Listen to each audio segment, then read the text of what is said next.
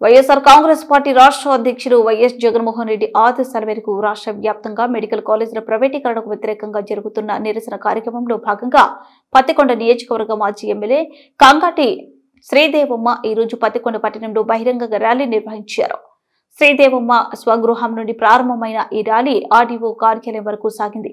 ర్యాలీలో పెద్ద సంఖ్యలో పార్టీ నాయకులు, కార్యకర్తలు, మహిళా సంఘాల ప్రతినిధులు, విద్యార్థి సంఘాలు పాల్గొని ప్రభుత్వానికి మద్దతు తెలుపుతూ ప్రైవేటీకరణ రద్దు చేయాలి, విద్య మన హక్కు, ధనవంతుల సొత్తు కాదు అంటూ నినాదాలు చేశారు.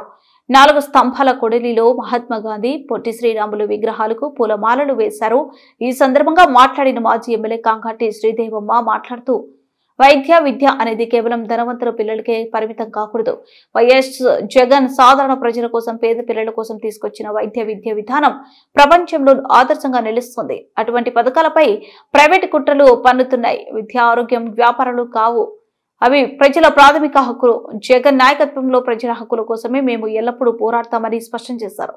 మరి జగనన్న వైఎస్ఆర్సీపీ అభిమానులకు ప్రతి ఒక్కరికి కూడా నేను 2 చేతులు జోడించి నమస్కారం తెలియజేస్తున్నాను. చాలా మంది 5,000 మెడిసిన్ సీట్లు ఫ్రీగా వస్తాయని చెప్పేసి ఈరోజు ఈ విధానాన్ని తీసుకురావడం జరిగింది. ఈరోజు మరి అమరావతికి 1000 కోట్లు, ఆ నీళ్లు తోడడానికి కొన్ని 1000 కోట్లు మరి ఈరోజు ఖర్చు పెడుతున్నాడే, దానికైతే డబ్బులు ఉన్నాయి చంద్రబాబు నాయుడు గారికి. ఈరోజు పేదవాళ్ళు చదివే చదువులకు నా దగ్గర డబ్బులు లేవు, మేము చేయలేమని చెప్తున్నాడు.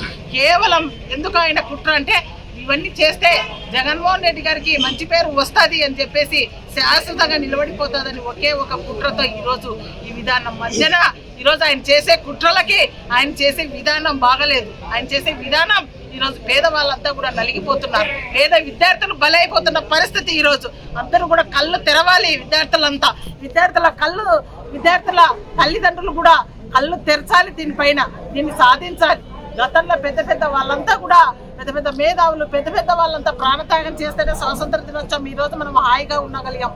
ఈ రోజు కేవలం మన రాష్ట్రంలో ఉన్న 10 మెడికల్ కాలేజీలు సాధించుకోవడానికి మనమంతా కూడా పేదవాళ్ళ తరపున, పేదవాళ్ళ తల్లిదండ్రులు, పేదవాళ్ళ యూత్ అంతా కూడా ఈ రోజు ముందుకొస్తే వైఎస్ఆర్సీపీ ఎప్పుడు కూడా అండగా ఉండి పోరాటానికి సిద్ధంగా ఉంటుంది అని ఒకసారి తెచ్చుకోండి.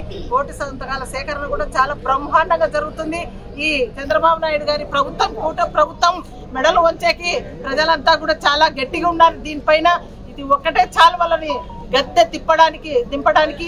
కాబట్టి ఈరోజు ప్రతి యువత ఈరోజు గరుడు కట్టిన వాళ్ళ లెక్క ఈరోజు సైన్యంగా ఈరోజు ముందుకు వస్తున్నారు. ఈరోజు ఇంకా ఇప్పటికి కూడా దిగరాని పరిస్థితుల్లో చంద్రబాబు నాయుడు గారు పేదల ఆశలు నీళ్లు చల్లుతున్నాడు. కాబట్టి ఇప్పటికి దిగరాని పక్షంలో దీన్ని ఇంకా కూడా పేదల తరపున వైఎస్ఆర్ పార్టీ ఎప్పుడు కూడా పేదల తరపున పార్టీకి పనిచేస్తుంది. కాబట్టి మేమంతా కూడా జగన్మోహన్ రెడ్డి గారి ఆదేశాల మేరకు ఖచ్చితంగా అండగా ఉండి మరి దీన్ని సాధించుకోగలుగుతామని చెప్పేసి